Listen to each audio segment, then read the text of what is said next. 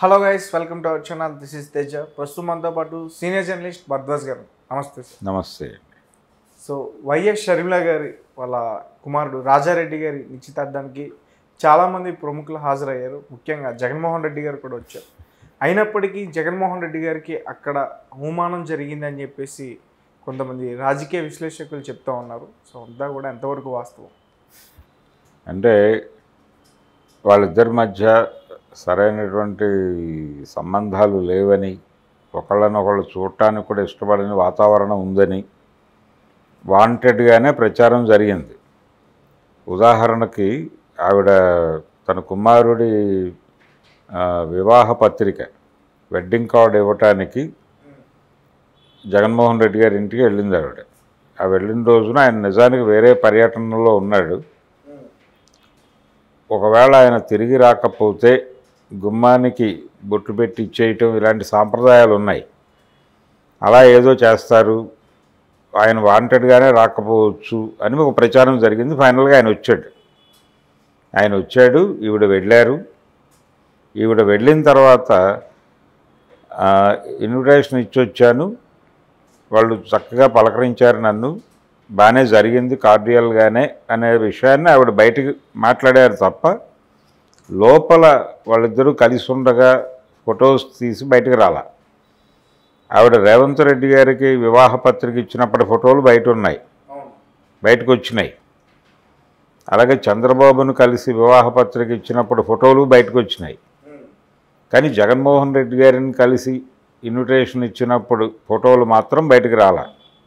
దీన్ని ఇష్యూగా మార్చి చాలామంది రాజకీయ విశ్లేషకులు లోపల ఇంకేదో జరిగింది అని చెప్పి, ఆ ఇంకేదో జరిగింది కాబట్టే ఫోటోలు బయటకు రాలేదు అని, ఫోటోలు బయటకు రాకపోవడం అనే దాన్ని ఒక ఇష్యూగా మార్చి వ్యాఖ్యానాలు చెప్పారు. వాళ్ళిద్దరి మధ్య తీవ్రమైన గ్యాప్ ఉంది. గ్యాప్ ఉన్న మాట కనిపిస్తూనే ఉంది కదా. ఆవిడ కాంగ్రెస్ పార్టీలో ఉంది.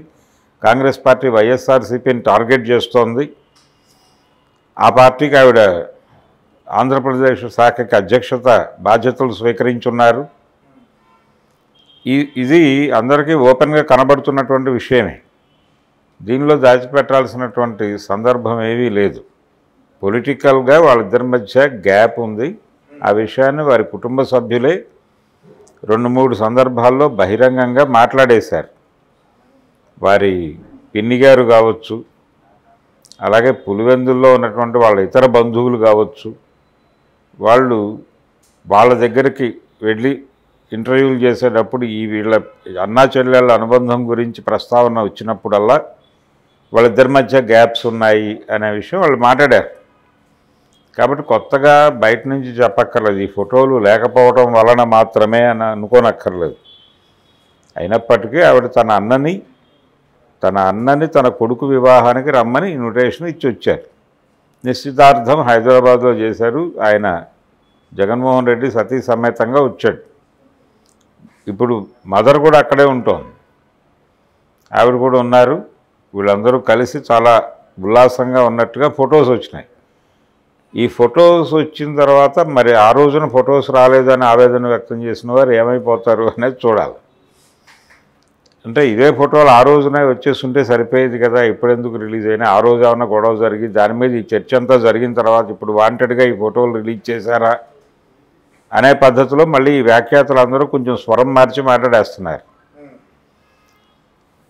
ఏది ఏమైనప్పటికీ అంటే కుటుంబంలో ఏ కుటుంబంలోనైనా అభిప్రాయ భేదాలు ఉంటాయి. తెలుగుదేశం పార్టీలో కూడా అభిప్రాయ భేదాలు ఉన్నాయి. జూనియర్ ఎన్టీఆర్కి వాళ్ళ కుటుంబంలో బాబాయికి అబ్బాయికి పట్టం లేదనేది వైఎస్ఆర్సీపీ ఎలాగైతే ఎస్టాబ్లిష్ చేసి కథనాలు ప్రచురిస్తోందో, అలాగే తెలుగుదేశం ఇక్కడ అన్నయ్యకి చెల్లెలకి పట్టం లేదు అనే దాన్ని ఎస్టాబ్లిష్ చేసి వాళ్ళు పబ్లిక్లోకి ప్రమోట్ చేసే పనిలో వాళ్ళు యాక్టివ్గా ఉన్నారు.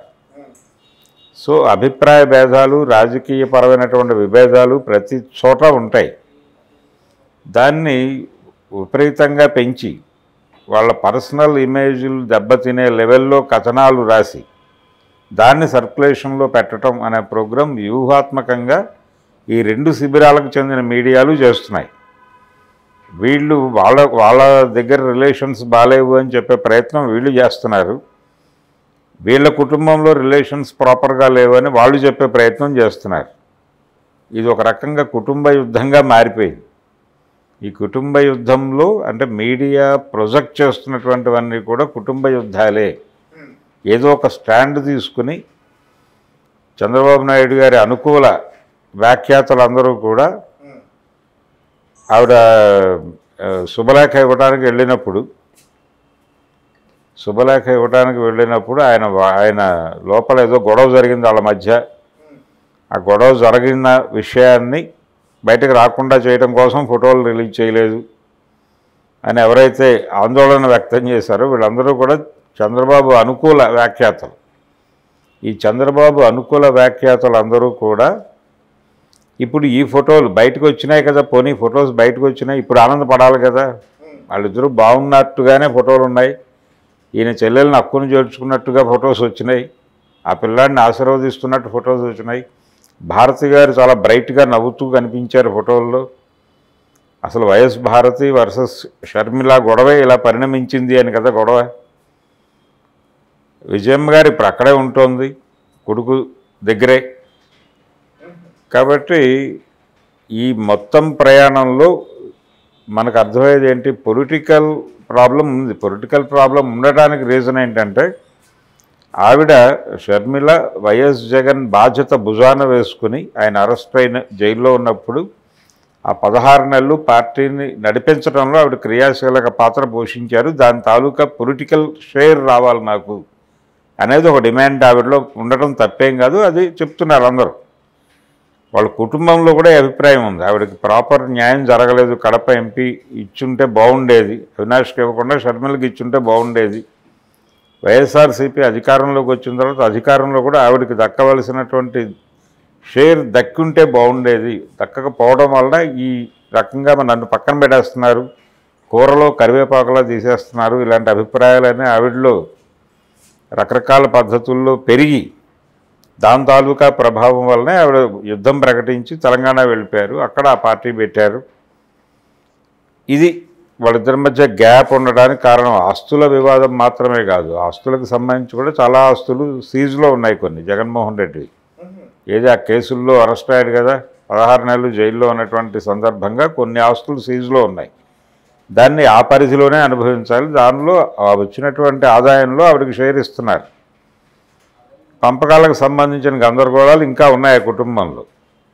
ఆ గందరగోళాలు పక్కన పెట్టేసి అసలు దానికంటే కూడా సీరియస్ గొడవ పొలిటికల్ ఏరియాలోనే ఉంది. పొలిటికల్గా తనకి దక్కాల్సినటువంటి న్యాయమైన వాటా, తన పెర్ఫార్మెన్స్ మేరకు దక్కాల్సినటువంటి న్యాయమైన వాటా దక్కలేదు అనే అసంతృప్తి అయితే ఆవిడలో బలంగా ఉంది. ఆ అసంతృప్తితోనే ఆవిడ జగన్మోహన్ రెడ్డి మీద విపరీతంగా సీరియస్గా రియాక్ట్ అయిన సందర్భాలు ఉన్నాయి, క్రిటికల్గా రియాక్ట్ అయిన సందర్భాలు కూడా ఉన్నాయి.